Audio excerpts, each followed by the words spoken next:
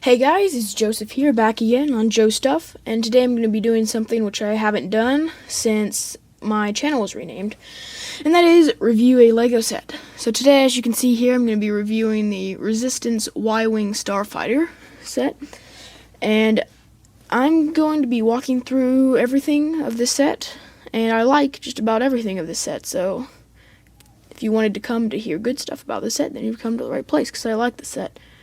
We're going to get to the minifigures a little later on. Oops, there goes his helmet. Okay, so I'm going to get to the minifigures later, so I'm going to take those out. And this guy. And we're going to start with the main thing. So, I'm going to start at the top on this end, I guess. I'm just going to pull over here. So, on the front, as you can see here, there's a couple of guns right here. Just Technic pieces. And they can kind of spin a little bit, but that's fine. Then as you keep moving up, then you can see there's these pieces with stickers on them. There are a lot of stickers used in this set. There's actually, let's see here, there was 8. 8 stickers are used in this set, which is a good number of stickers, but I wouldn't leave them off. If you don't like adding stickers to your LEGO sets, you aren't going to do very well with this, because these stickers here definitely add a lot of detail. It's just going to be white and plain looking without them. But I like stickers, and I think that they're good, so these ones are very nice. Up here we have the printed cockpit piece, and inside of there that's a print on that console, not a sticker. And it isn't quite completely... It's like the white is not completely solid on there. It's a little bit opaque, or it's a little bit transparent. Because it's just, that's how printing goes sometimes. But I just like the shaping of the cockpit. I like the shaping of the Y-Wing's cockpit. I think it's really good. Moving up, there's this really, really nice little turret. The original Rogue One Y-Wing did not have a turret, or it wasn't exactly a turret, it was more of a spinning gun. It couldn't aim up or down or anything. But I really, really like this one. I don't know why I like it so much. It's really cool how it can just turn around so smoothly and stuff. And it's on that little elevated round thing. Here's the socket for the droid right there. And moving back from there, you start on the main fuselage middle part here. And I like how it's detailed so nicely. I like the little pieces showing all this depth in there, like it's kind of machinery pieces that are uncovered there, like the original one looked. And these bars and stuff are poking out, and you can see this gear, and you can also see this little thing here. And that is so that you can do a bomb drop thing. So by turning this gear right here, then you can actually drop 3 bombs out of there. Then there's the bomb drop thing, which you saw. And, whoops, I accidentally fired off one of the spring-loaded shooters, as you can see here. I'll go ahead and fire the other one. It just shoots it off like that. So, and it gives you an extra one if you lose one or if you want extra ammunition, but they're just underneath there.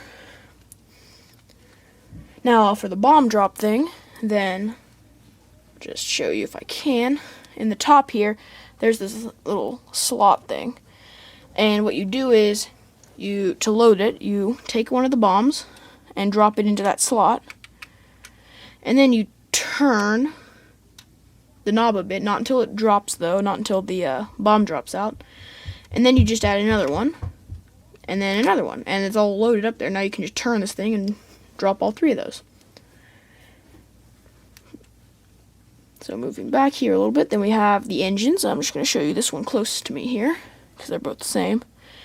I like the stickers that they were put on here. They are kind of hard to put on. There's a wrinkle or two in the ones that I have, when I put them on. But I just like these. These are nice engines right here. One thing I do not like is how easily these come off, these pieces here. These things. Those clips are a really weak connection with the octagon bar ring thing. Putting this thing on the end, this thing down here definitely helps keep it all together, though. If that wasn't there, it'd be like impossible to keep them on. But yeah, that's really not good about this.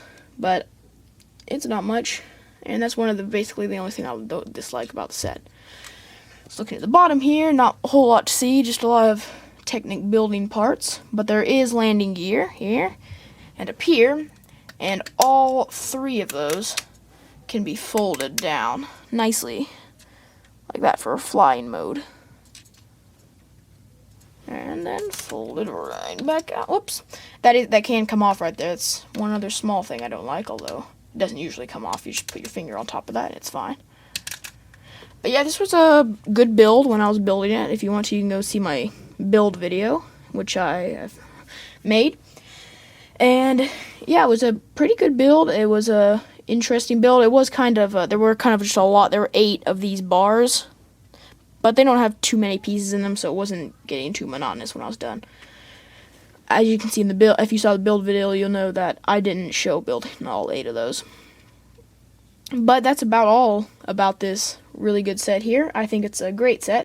So we're going to be starting with this new for the new movie, The Rise of Skywalker, 2019 movie. And this character here is Zori Bliss. I hope I'm pronouncing that correctly.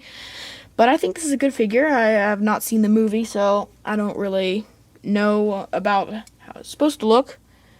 But I think it's a real good figure. There's back printing, and I like that back printing right there. It's nice and shiny. And there's tiny little fold details in it, although I don't know if you can see it on the camera. Nice leg printing and middle body printing there. It's pretty good there. And then these 2 like older styled pistol things. I really like this helmet mold though. That's nice. And the head underneath, they just put a black head underneath so that you wouldn't like see it underneath, see like a yellow or tan head underneath there, and it would underneath the edge of that, and it would look strange against the gold and the red. So that's about all to see about the Zori Bliss minifigure there. We'll now move on to the Astromech droid. And yeah, that's it. It's an Astromech droid, and they call it that on the box, so there's no particular name for it, which is strange, but okay. It has sort of 3 little eye things on it, and the head part, as you can see, is shaped like a cone with the top missing, not a dome. The front printing is very similar to a normal R2-D2 kind of thing, and there's a bit of printing on the back of the head. I was lucky enough to get a pretty much perfect print around the head. Usually Astromech droids are slightly offset. No printing on the back of the bottom part here, and that's about it to see with this one. Next we have Poe Dameron right here, and he's in his Rise of Skywalker movie clothes. And I think this figure is really good. So, as you can see, he has this little bag, and I've never got one of these before. I didn't even know how to put it on until I figured out how to put the arm up and slide it on. But he has the silver pistol blaster there, and he has another head on the other side. And you can see what he looks like with the hair like that.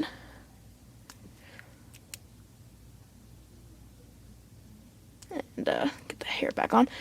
The leg printing is good. No printing on the back of the legs, of course, and the printing on the back of him is also very good. So I think this is a great figure. Moving on now, we have second to last figure and the last real minifigure, the First Order Snowtrooper. I love the helmet shape of these. These are really kind of cool, kind of weird looking with the little 2 pointy things there. But I love how like shiny and round and sleek the helmets are for these things. And it came with a cape, the stiffer kind, not the new cloth kind. Nice printing there, and there's actually even print behind the cape, even though you won't see it most of the time. Nice printing on the helmet there, just not much printing, just some black stuff. And then underneath, same old boring head that you get with every single stormtrooper and clone trooper and every kind of trooper that has a helmet. And just normal medium blaster right there. So that's about all to see with that one. Lastly, we have Dio. I was very glad to get this figure right here. I thought it was pretty cool.